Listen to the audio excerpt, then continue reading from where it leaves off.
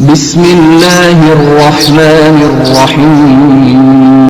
خلد ہے مسکن تیرا یا غوث اعظم دستگیر، کاش دیکھوں میں بھی وہ جا غوث اعظم دستگیر۔ آپ ہی سے زمانے میں ولایت کی ہے بہار، دل برے کل اولیاء یا غوث اعظم دستگیر۔ اس قدر مشہور ہے کچھ دستگیری آپ کی، ہر کوئی کہنے لگا یا غوث اعظم دستگیر۔ قدمی ھذا سن کے سارے اولیاء نے سر خوشی سے خم کیا یا غوث اعظم دستگیر۔ السلام علیکم ورحمۃ اللہ وبرکاتہ۔ حضرت شیخ سیدنا عبدالقادر جیلانی رحمۃ اللہ علیہ کا ایسا واقعہ کہ نماز سے محبت ہو جائے گی آپ کو، کہ کیسے آپ رحمۃ اللہ علیہ نے پانی پر نماز ادا کی اور کس طرح فرشتوں نے آپ کے ساتھ نماز ادا کی۔ ایمان کو تازہ کرنے والا واقعہ ضرور سنیے اور اپنے ایمان کو تازہ کیجیے۔ حضرت سہیل بن عبداللہ رحمۃ اللہ علیہ نے یہ واقعہ اس طرح بیان کیا ہے۔ وہ فرماتے ہیں کہ ایک بار بغداد شریف میں وہ لمحات بھی آئے کہ جب حضرت شیخ عبدالقادر جیلانی رحمۃ اللہ علیہ کچھ عرصے کے لیے لوگوں کی نظروں سے اوجھل ہو گئے۔ نظروں سے اوجھل اس طرح ہو گئے کہ آپ جنگلات میں نکل گئے۔ ایک بار ایسا ہوا کہ اہل بغداد کی نظر سے کچھ عرصے کے لیے غائب رہے۔ لوگ جو آپ کے چاہنے والے تھے، آپ سے محبت کرنے والے تھے، پریشان ہو گئے کہ ہمارے رہنما ہمیں چھوڑ کر کہاں چلے گئے۔ جنگلات میں تلاش کیا، وہاں بھی نہیں پائے گئے۔ بیابان میں دیکھا، وہاں بھی نہیں۔ صحراؤں میں گئے، وہاں بھی نہیں۔ غاروں میں بھی دیکھ لیا، وہاں بھی نہیں۔ جب ملے تو آپ دجلہ کی طرف جاتے ہوئے ملے۔ دجلہ فرات جو دریا ہے بغداد شریف کا، تو لوگ جو آپ کی محبت میں دیوانے ہیں وہ آپ کے پیچھے پیچھے آپ کو تلاش کرنے کے لیے نکل گئے۔ فرماتے ہیں حضرت سہیل بن عبداللہ رحمۃ اللہ علیہ، ہم نے دیکھا کہ آپ پانی پر چل رہے ہیں، پانی پر ٹھہرے ہوئے ہیں، یقین نہیں آ رہا۔ تو تفصیل سے اس واقعے کو سنیے۔ آپ نے دیکھا کہ پانی پر چلتے ہوئے ہماری طرف تشریف لا رہے ہیں۔ سبحان اللہ ہم کہنے لگے، اور ہم وہ منظر اپنی آنکھوں سے دیکھ رہے تھے کہ مچھلیاں بکثرت آپ کو سلام کرتی جا رہی تھیں اور آپ کے پاس آ کر والہانہ طریقے سے آپ پر نچھاور ہو رہی تھیں۔ اسی دوران نماز ظہر کا وقت ہو گیا۔ ہم کیا دیکھتے ہیں؟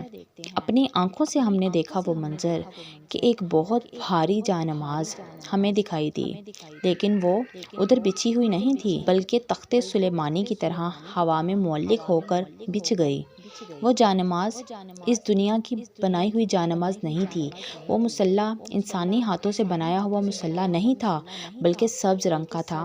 ہری رنگ کی وہ جانماز تھی اور سونے چاندی سے اسے بنایا گیا تھا، اور اس کے اوپر 2 لائنیں لکھی ہوئی تھیں۔ پہلی لائن میں قرآن پاک کی سورۃ سن لو، اللہ کے ولیوں پر نہ کچھ خوف ہے نہ کوئی غم، وہ جو ایمان لائے اور پرہیزگاری کرتے ہیں۔ وہ لائن پڑھی اور اس کے بعد دوسری لائن پہ لکھا ہوا تھا السلام علیکم اہل البیت انا حمید مجید، یعنی نبی پاک صلی اللہ علیہ وآلہ وسلم کی آل پر، اہل بیت پر سلام بھیجا گیا تھا۔ اس جانماز پر یہ 2 لائنیں لکھی ہوئی تھیں۔ جب جانماز بچھ گئی تو ہم نے دیکھا کہ بہت سے لوگ آئے اور جانماز کے برابر کھڑے ہو گئے۔ ان لوگوں کے چہروں پر بہادری اور جایت نمایاں تھی، نورانی چہرے تھے۔ وہ سب کے سب اپنے سروں کو جھکا کر آنکھوں میں آنسو جاری رکھتے ہوئے خاموش تھے۔ وہ لوگ ایسے خاموش تھے جیسے قدرت نے انہیں ایسا ہی بنایا ہے۔ ان کے آگے ایک ایسی شخصیت تھی جن کے چہرے سے ہیبت، وقار اور عظمت نمایاں تھی۔ جب تکبیر کہی گئی اللہ اکبر تو حضرت شیخ عبدالقادر جیلانی رحمۃ اللہ علیہ آگے بڑھے۔ اس وقت ایک نہایت پرہیبت عظمت کا وقت تھا۔ وہ منظر ہم نے کبھی اپنی آنکھوں سے نہیں دیکھا تھا۔ وہ انسان نہیں تھے، وہ فرشتوں کی فوج تھی۔ بغداد کے سبھی سرداروں اور لوگوں نے آپ کے پیچھے نماز ادا کی۔ جب آپ تکبیر پڑھتے تو عرش پر جتنے فرشتے موجود تھے آپ کے ساتھ مل کر تکبیر پڑھتے جاتے، اور جب آپ تسبیح پڑھتے تو 7 آسمان کے فرشتے آپ کے ساتھ ساتھ تسبیح پڑھتے جاتے، اور جب آپ پڑھتے سمیع اللہ لمن حمیدہ تو آپ کے لب اقدس سے سبز رنگ کا نور نکلتا، آسمان کی طرف چلا جاتا۔ اور جب آپ نماز سے فارغ ہوئے تو آپ نے یہ دعا پڑھی، اے پروردگار، میں تیری بارگاہ میں تیرے حبیب صلی اللہ علیہ وآلہ وسلم کو وسیلہ بنا کر دعا مانگتا ہوں کہ میرے مریدوں کی اور میرے مریدوں کے مریدوں کی جو کہ میری طرف منسوب ہیں روح قبض نہ کر مگر توبہ پر۔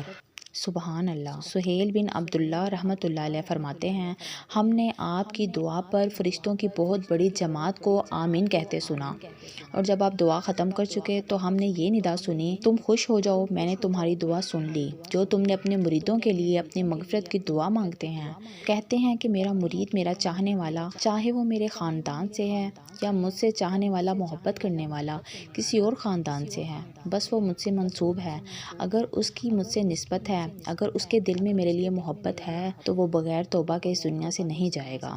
فرشتوں نے اس دعا پر آمین کہی۔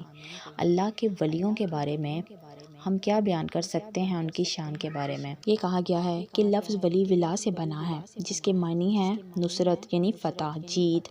ولی اللہ وہ ہیں جو فرائض کی ادائیگی سے اللہ عز و جل کا قرب حاصل کریں اور اللہ تعالیٰ کی اطاعت میں مشغول رہیں، فرما برداری کرتے رہیں، اور ان کا دل اللہ تعالیٰ کے نور جلال کی معرفت میں ڈوبا رہے۔ جب دیکھے کہ قدرت الہی کے دلائل کو دیکھے، اور جب سنے اللہ عز و جل کی آیت کو سنے، اور جب بولے تو اپنے رب عز و جل کی ثنا ہی بولے، اور جب حرکت کرے تو اطاعت الہی میں ہی حرکت کرے، اور جب کوشش کرے تو اسی کام میں کوشش کرے جو قرب الہی کا ذریعہ ہو، اللہ عز و جل کے ذکر سے نہ تھکے۔